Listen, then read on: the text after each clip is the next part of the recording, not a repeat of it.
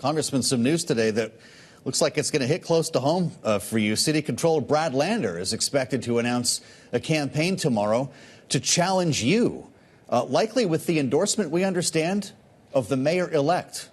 What would be your message to Mr. Lander? Well, right now, I'm laser focused on the job that we have to do here in Washington and in New York City. My constituents are suffering from rising healthcare prices, from food insecurity, and many from the terror that the ICE and immigration enforcement officers are wreaking on not only immigrant communities, but communities all throughout the city. And that's where my attention is lying. I am trying to figure out ways to navigate a Congress down here that is dysfunctional, but that we can use our position and our power to help protect the constituents that I serve. There'll be plenty of time, I'm sure, for politics next year, whether it's against Brad or anyone else. But right now, I'm focused on doing my job. You don't sound worried. Are you guys friends, Congressman? We have worked together in the past on a number of different issues, and so I certainly don't have any ill will towards him. But we'll see. Sure. We'll see what happens. But I'm proud to be putting my record on the line here in Congress over my 3 years. Yeah. I'm very proud of my record. I'm proud of the work that I've done standing up for democracy. Boy. So we got to talk about Trump deranged Democrat Representative Dan Goldman from New York, who just received some bad news from the socialists who are primarying Democrats, as Zohran Mamdani ally Brad Lander, the comptroller of New York City, has filed to run for Congress, right, in order to take out Dan Goldman, okay? And this is going to force Democrats to move to the left, because in light of Zohran Mamdani winning in New York City, Democrats, again, in that area, in that state, are probably going to try to move to the left to avoid the same fate as Andrew Cuomo and Eric Adams, okay? And when you see these Democrats move far left, they start proposing the wackiest ideas, right? Because the most popular policy proposal on the left is to tax the rich, except when they talk about taxing the rich, they never actually really end up taxing the ultra wealthy, right? They just end up taxing the middle class. And that is what's going to get exposed here on CNBC, as this panel is going to take turns demolishing this insane new tax proposal from this idiot. So without further ado, let's go ahead and get into this. Welcome back. New legislation in Congress aims to raise hundreds of billions of tax dollars from the wealthiest Americans. The Robin Hood Act would impose a 20% tax on loans and lines of credit backed by their capital assets, like stock shares and real estate. Joining us first on CNBC is the bill's sponsor, U.S. Representative Dan Goldman, Democrat from New York. Congressman, welcome to Post 9. Good to have you. Great to be here. So tell us a little bit about why you decided, there are lots of wealth taxes. Democrats like wealth taxes. Why this is the way to go? Well, so as you analyze our tax system, there are a lot of different ways that you can try to tackle wealth inequality. But as you look into it, what I realized is some of the wealthiest billionaires in our country pay almost no tax. There's Jeff Bezos has an effective tax rate of 1%, Elon Musk 3%. And the way that they do that is just by borrowing against their stock, their assets, and that allows the assets to appreciate. They can have as much disposable cash as they want, and they don't have to pay tax. They die, then the stock passes to the next generation, and they get the stepped-up basis. And so rather than focus on the marginal tax rate or a wealth tax or taxing unrealized gains, all of which are very complicated and very difficult, this is a very straightforward way to target the problem that we are trying to solve, which is wealth inequality. I get it with the billionaires, Elon Musk, Jeff Bezos, fine. But, I mean, your bill targets those with an income of $400,000 to $450,000. That's very different. Ding, ding, ding, ding, ding. Ding, ding, ding, ding, ding. It's always, we're just going to target the ultra wealthy. But when you get down into the nitty gritty, they're not just targeting the ultra wealthy, right? They're targeting people who are small business owners, people who are upper middle class. They're targeting the bread and butter of the American economy, because that's where the real money's at, right? The real money is not taxing the Jeff Bezos and the Elon Musk. That's how Democrats fool people, right? What Democrats understand, okay, is that they can get a bunch of their idiots to believe the nonsense that comes out of their mouths about how billionaires are the problem, right? While at the same time saying this on a platform built by billionaires, having careers that they would not have if it wasn't for a billionaire. Because, I mean, like I said before, and I'll continue to say it, the best thing to ever happen to a socialist was a billionaire, right? These socialists could not become millionaires if it wasn't for the billionaires creating platforms that allow these socialists to become millionaires, right? So again, the goal is not to actually really hurt Elon Musk or Jeff Bezos or, you know, Bill Gates or any of these people. It's actually really to extract wealth from the middle class and from small businesses, right? That is the point. Okay, and they disguise that as, well, we're taxing the wealthy. We're making them pay their fair share. Okay, meanwhile, I believe the top 1% pay 40% of the taxes? In fact, it's actually more than that. It's actually 45%, right? So the top 1% earn 26% of all the income, but yet pay 45.8% of all federal taxes. So almost half. And then you're talking about the top 5% paying 66% of federal income taxes, the top 10% paying 76%, and the bottom 50% only pay 2 to 3% of federal income taxes, which means that there's actually a spending problem, right? There's a spending problem rather than a revenue problem with the United States of America. And the billionaires. Well, that would just be the people who qualify for this tax, right, if they are taking out loans. The reality is that's doctors and lawyers and small businesses who borrow against their stock holdings. Isn't this going to be crippling for them? Margin is accepted. It's exempted. So if you are just taking a margin loan to buy stock, that is exempted. No, but if you're taking a loan against your stock to pay for payroll as a small business owner, then that's a big tax. I would venture to say there are very few doctors and lawyers who are taking loans out against their stock holdings in order to pay payroll.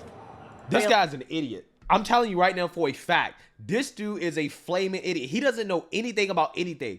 See, this is what blows my mind about these members of Congress.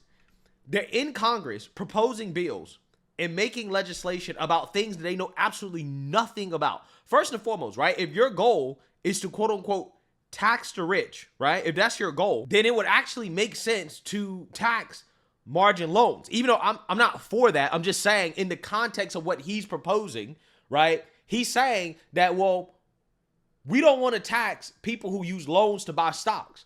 But people who use loans to buy stocks, they're not doing anything but driving up the price of the stock, right?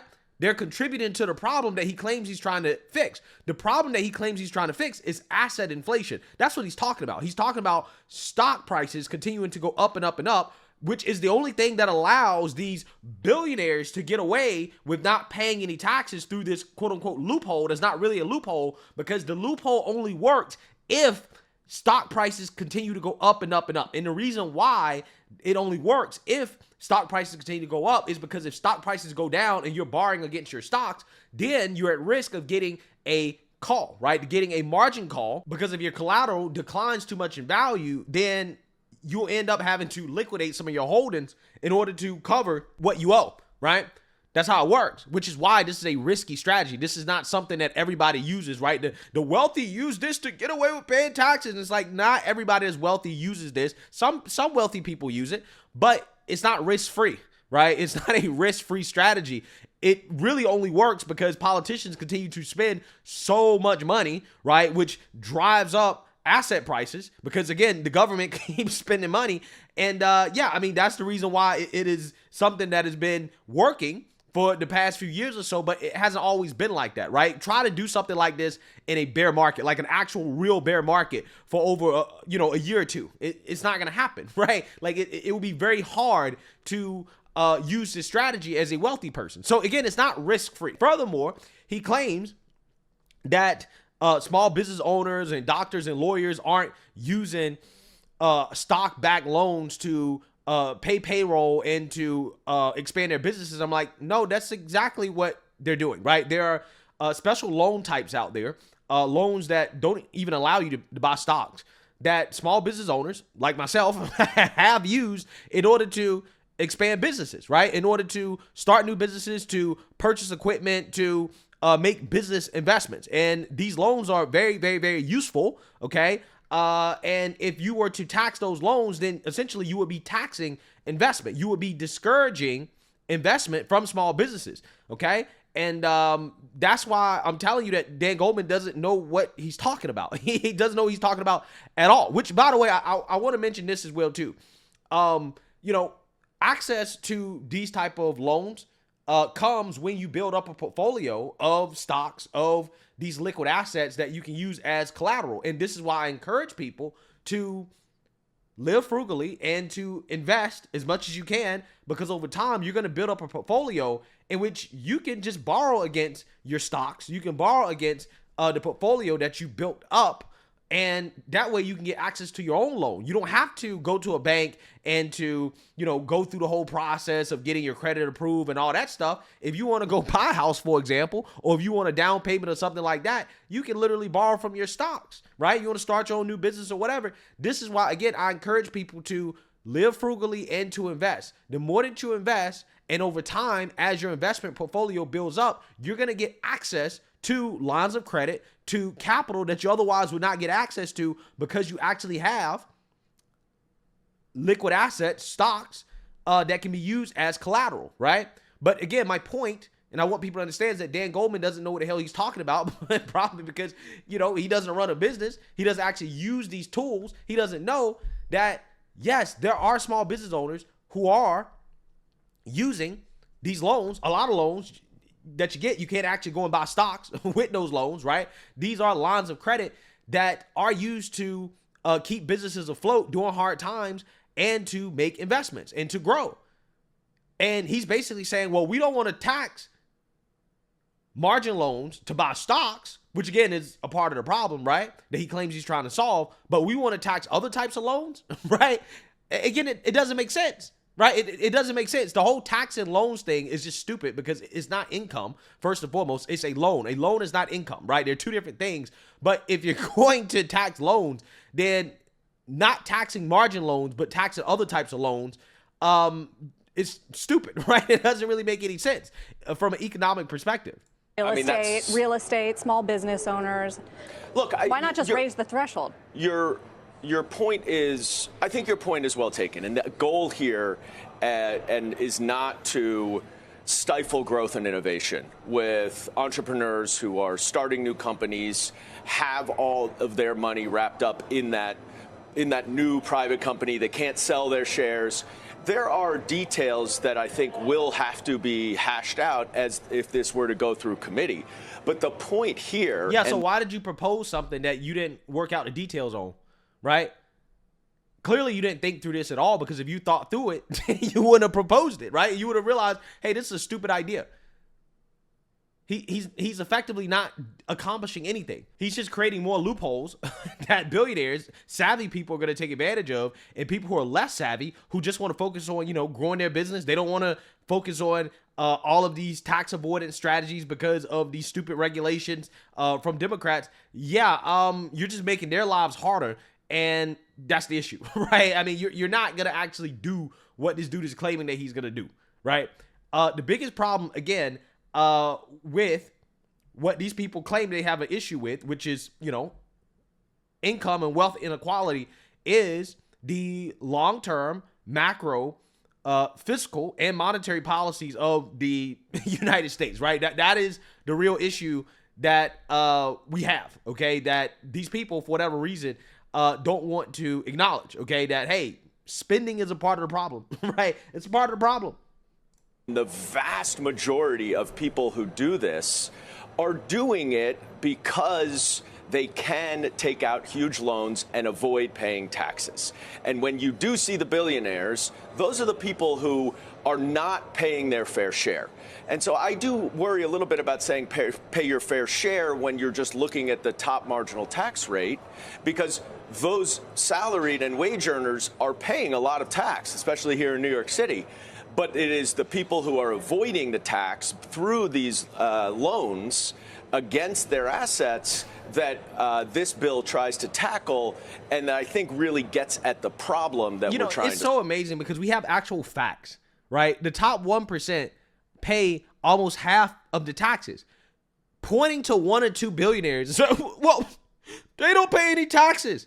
That's not representative of the actual system, right? It's not representative of like who actually is paying the taxes. It's one thing if the 1% were only paying 1 to 2% of the taxes. He would have a point, but that's not the case. The 1% are paying almost half of the taxes. So what you're saying is just wrong.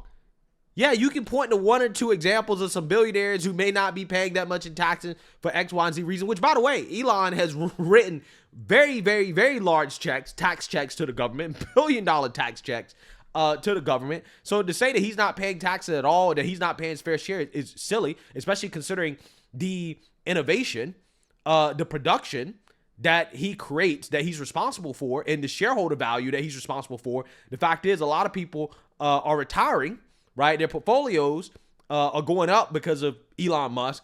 Yeah, I think that Elon and others actually are paying more than their fair share, right? I think that they're actually paying quite a bit considering what they actually contribute to the economy as a whole, right? And Democrat politicians like Dan Goldman don't contribute a damn thing, but yet they're running around asking other people to pay their fair share when I don't think that Dan Goldman is paying his fair share, to be honest with you. Especially considering how this guy is one of the wealthiest members of Congress, and he was born into all of his wealth, right? So yeah, if we're going to start confiscating, right, people's wealth, taking away people's money because they didn't earn it, because they're not paying their fair share, I think that Dan Goldman should be the first up, right? Go ahead and give up all your assets, right? In fact, give your assets to some poor black person.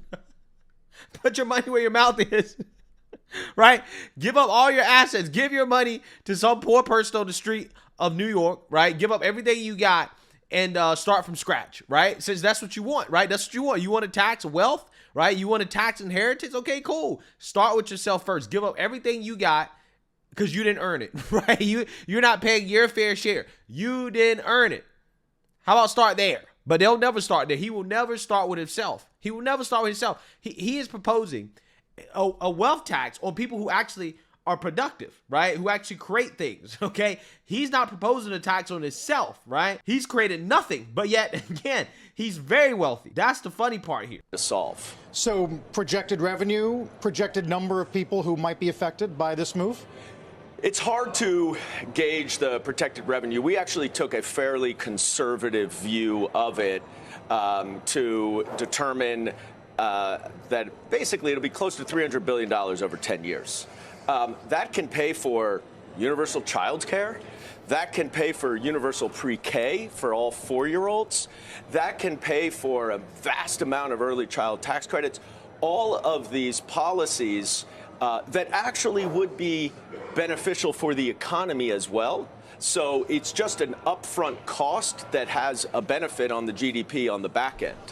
No, the only thing that you're doing is that you're taking capital from productive people, from small businesses, and again, good capital allocators, and you're putting it in the hands of others who aren't as good as allocating capital. And that's how you get less growth, right? That's how you stifle growth, is with that type of redistribution, right? That's actually what you're doing here. You're stifling growth. Speaking of universal child care, I think of the incoming mayor who wants to tax the wealthiest New Yorkers as well, not in the way that you're discussing, but simply on their income. Do you support that? I don't support the way that the mayor-elect wants to do this. I do not think that a city tax is the right way to go. I think this should be equitable around the country. New York has very high taxes. We need to keep businesses here. We need to keep people here. We need to grow that economy overall by implementing a 2% tax on those who make over $1 million or more. We may push more people out and generate less revenue. But I do agree with the general idea, which is why I am introducing this bill to tackle, I think, the same problem that the mayor-elect is trying to get at. Right, on the national level. I had this conversation some time back with... Yeah, and you're going to get the same result that Goldman is claiming that Mandami's going to get with his millionaire tax, right? Or his wealth tax. People are going to leave. People are going to avoid it. And that's going to defeat the purpose. I mean, that's exactly what's going to happen with his plan as well, too, right? I don't understand why is it that these Democrats are so hell-bent on quote-unquote tax the rich, as if we haven't already seen the results of tax the rich, right? It doesn't work. Ultimately, the middle class end up footing the bill, right? Every single time, right? Every single time. But Democrats, unfortunately, rely on their base being ignorant, especially when it comes to finance and economics, right? They rely on their base being ignorant about this stuff, having a very simpleton worldview. And that's how you get these types of proposals that easily are debunked. They're easily exposed, right? But yet, again, you know, the average Democrat voter, the average socialist, so yeah, we definitely need to do that. That's a great idea, right? Not knowing that, again, it's not going to be effective, right? Best case scenario is going to be ineffective. Worst case scenario is going to stifle growth, right? It's not going to get the effect that you want.